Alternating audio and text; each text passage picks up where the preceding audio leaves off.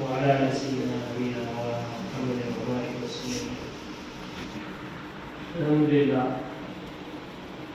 இந்த மஜ்லிஸின் பொருட்டால் அல்லாஹ் நம் அனைவரும் பாவங்களை மன்னிப்பானாக. ஆமீன். ஹஜ்ரத் அவர்களுக்கு பூர்ண ஷிஃபா அல்லாஹ் தந்தருவானாக. நாம அல்லாஹ்வுடைய கிருபையால நிறைய வணக்க வழிபாடுகள் செய்வோம், தொழுகிறோம், ஓதுறோம், நிறைய டிஃப்ரென்ஸ்லாம் கலந்துக்கிறோம். பொதுவாகவே நம்ம வாப்பா அம்மாலாம் சொத்து சேர்த்து வைப்பாங்க. ஆனால் அதுக்கு அடுத்த துறவர்கள் இந்த சொத்தை வழி கொடுத்துருவாங்க. சொல்லுவாங்க, அவங்க நம்மகிட்ட சொல்லுவாங்க, இப்படி நாங்களாம் ஒரு வாரத்தில் அப்படி இருந்தோம், நாங்கள் அப்படி இருந்து வீடு வச்சு கார் வச்சு இன்னைக்கு வாடகை கொடுத்துருக்கோம் அப்படின்னு. காரணம் என்ன? நம்ம கிட்ட இருந்த ஒண்ணை எப்படி பாதுகாக்கணும்னு தெரியல. அந்த ஒரு சொத்தையோ ஒரு பொருளையோ ஒரு வாகனத்தையோ எப்படி பாதுகாக்கணும்னு தெரியல.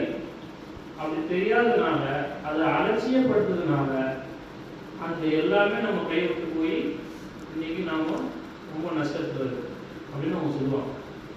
அதுபோலதான் நாம நிறைய அமல்கள் செய்கிறோம், நிறைய நன்மைகள் செய்கிறோம்.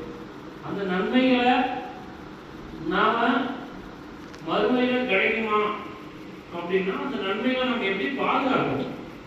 ஒரு தங்கத்தை பீரோல போட்டு பாதுகாக்கணும், வைரத்தையோ பணத்தையோ பாதுகாக்கணும், வாகனங்கள் வந்தால் அதில் ஒரு துணியை போட்டு பாதுகாக்கணும்.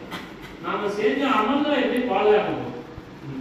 செய்யறோம், இதெல்லாம் சொல்றோம், தொழுதோம், குர்ஆன் ஓதுனோம், சலாம் சொன்னோம். அப்போ இதனுடைய நன்மைகள்லாம் நம்ம எப்படி பாதுகாக்க போகிறோம்? அதாவது நம்ம பெற்றவங்களை அவங்களுடைய குரலை விட கொஞ்சம் குரல் உயர்த்தி பேசினாலும் நம்ம நன்மைகளை அழிக்கணும். நம்ம அப்பா அம்மாவுடைய அவங்க ஒன்று சொல்லும் போது அவங்களோட சத்தமா பேசினாலே நம்முடைய நன்மைகளை அழிக்கணும். நாம அப்படி எத்தனை பேர் இருக்கோம் நம்ம யோசிச்சு பார்ப்போம். என் பையனை சேர்த்து தான் சொல்றேன். பாப்பா அம்மாவோட நம்ம குரல் உயர்த்தி பேசுறோமே, கொஞ்சமாவது ஒரு நாள் யோசிச்சு பார்க்கறதுல நாம செஞ்ச அமல்கள். அவ்வளவு காலையில ஏற்றி போயிட்டு ஒரு செஞ்சு ஒரு செஞ்சு தொழுகிறோம். இந்த தொழுது எல்லாம் வீணா போயிடுது.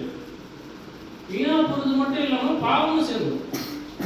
நம்ம தொழுத நன்மைகள் சரி போனா போதுன்னு பார்த்தா பத்தாவதுக்கு அதோட பாவங்கள் வர சேர்ந்துடும்.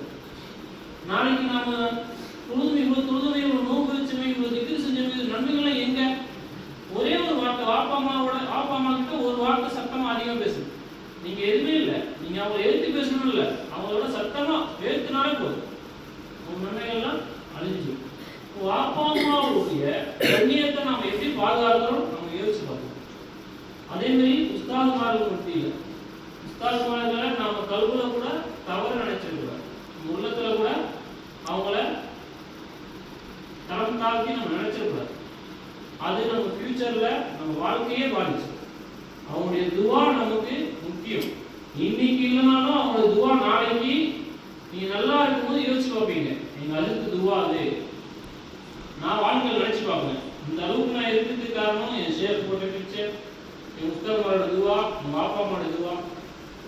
பாப்பா அம்மா கிட்ட உஸ்தாதுமார் கிட்ட எந்த அளவுக்கு நீங்க கண்ணியமா நடந்துக்கிறீங்களோ, எந்த அளவுக்கு நீங்க ஒழுக்கமா நடந்துக்கிறீங்களோ, உங்களுடைய வாழ்க்கை நீங்க எப்படி படித்தாலும் சரி, நீங்க ஆவரேஜோ இல்ல 100% மார்க் எடுக்கிறீங்க, எப்படி எடுத்தாலும் சரி. ஆனா வாப்பா அம்மா கிட்டையும் உஸ்தாதுமார்கிட்டையும் அதப்பா நடந்துக்கிட்டீங்கன்னா உங்க வாழ்க்கை 100% ஆபாதா வாழ்வீங்க. நீங்க மக்கா இருப்பீங்க, ஆனா பார்த்தா வீடு வாச கார் வாங்கலாம் வாழ்வீங்க. காரணம் என்ன? வாப்பா அம்மாவும் கல்விலிருந்து வர துவா. வாப்பா அம்மாவோட துவா எல்லாம் மறுக்க மாட்டாங்க. பிள்ளைகளுக்காண்டி வாப்பா அம்மா துவா செஞ்சா மறுக்கவே மாட்டாங்களா? அப்பா அப்படிப்பட்ட வாப்பா அம்மாவை நம்ம எப்படி பார்த்துக்கிறோம்? அவங்ககிட்ட நம்ம எப்படி நடந்துக்கிறோம்? அதமா நடந்துக்கிறோமா, ஒழுக்கமா நடந்துக்கிறோமா? நம்ம அப்பா அம்மா தானே அப்படின்னு நம்ம நினைச்சிட்டு இருக்கோம். அது நம்ம அப்பா அம்மா அல்லா குரான்ல சொல்றாங்க, அவங்களுக்கு ரொம்ப இறக்கமான வார்த்தைகளை வச்சு பேசுங்க, அவங்களோட சத்தத்தை இருக்காது. அப்போ அவங்க கிட்ட நாம வரக்கூடிய காலத்துல வாப்பா அம்மா அல்லாவுடைய, அதாவது வாப்பாவுடைய கோபம் அல்லாவுடைய கோபம், வாப்பாவுடைய சிரிப்பு அல்லாவுடைய சிரிப்பு. பாப்பா மகிழ்ச்சியா இருந்தா அல்லா மகிழ்ச்சியா இருப்போம். நம்ம செய்யற செயல்ல பாப்பா சந்தோஷப்பட்டாங்கன்னா அல்லா சந்தோஷப்படுவோம், பாப்பா கோபப்பட்டாங்கன்னா அல்லா போடும். இவ்வளவு அமல்கள் நம்ம செய்யணும், எதுக்கு செய்றீங்க அப்படின்னு கேட்டா சொர்க்கம் அல்லா கொடுப்பான். இந்த சொர்க்கம் யார் காலத்துல இருக்கு? உமாவுடைய காலத்துல இருக்கு. அப்படிப்பட்ட உமா நம்ம எப்படி மதிக்கிறோம்? சொர்க்கம் அவங்க உமா காலத்துல இருக்கு. நம்ம உமா நினைச்சா நமக்கு சொர்க்கம் கிடைக்கும். உமா ஒரு வார்த்தை யாரில் இவங்க மன்னிக்காத சொன்னா மன்னிக்க வேண்டாம்ல. அப்படிப்பட்ட உமாவை நம்ம எப்படி நம்ம கண்ணியப்படுத்துறோம்? எந்த அளவுக்கு நம்ம மரியாதை கொடுக்குறோம்? சொர்க்கத்தையே வச்சுட்டு இருக்க உமாவை நாம ஏதோ வேலைக்காரியமே நடத்துறோமா இல்லையா? நமக்கு என்னமோ அவங்க ஆக்கி போடணும், தூக்கி வச்சு போடணும், அதுக்கு மட்டும் தான் உமாவா? உமாவை எந்த அளவுக்கு நீங்க கண்ணியப்படுத்தீங்களோ அந்த அளவுக்கு வாழ்க்கை நல்லா இருக்கு. சொர்க்கத்தை வச்சுட்டு இருக்கணும் உமா. அந்த உமாவை நீங்க முடிஞ்ச அளவுக்கு கண்ணியப்படுத்துங்க. இன்ஷா அல்லாஹ் வரக்கூடிய காலங்களில் நம்ம உமாவை எந்த அளவுக்கு மதிக்கணுமோ அந்த அளவுக்கு மதிங்க. ஒரு பொருள் இருக்கும்போது அது அருமை தெரியாது, இல்லாத போது அது அருமை தெரியும்.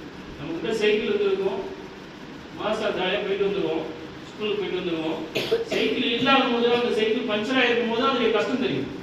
தள்ளிட்டு போகணும், இல்லை சைக்கிள் நடந்து போகணும். அப்போ ஒரு பொருள் இல்லாத போது அதோடைய கஷ்டம் தெரியும். நம்ம கேன் தண்ணி குடிப்போம், டக்குன்னு தண்ணி காலியாயிடும். அங்கே போனால் தண்ணி இருக்காது, வீட்டில் இருக்க குழா தண்ணி குடிக்க வேண்டியது வரும். அப்போ அந்த கேன் தண்ணி அருமை தெரியும், ஆர்வ வாட்டருடைய அருமை தெரியும். அப்போ ஒரு பொருள் இல்லாத போது அதுக்கு அருமை தெரியும். ஆக வாப்பா அம்மா இருக்கும் போதே அவங்கள கண்ணியப்படுத்தி அவங்ககிட்ட அதமா நடந்து நம்ம வாழ்க்கையை உயர்த்திக்கணும். அப்படிப்பட்ட வாழ்க்கையை வளரமா நம் அனைவருக்கும் தந்தருவானாங்க. வாசல்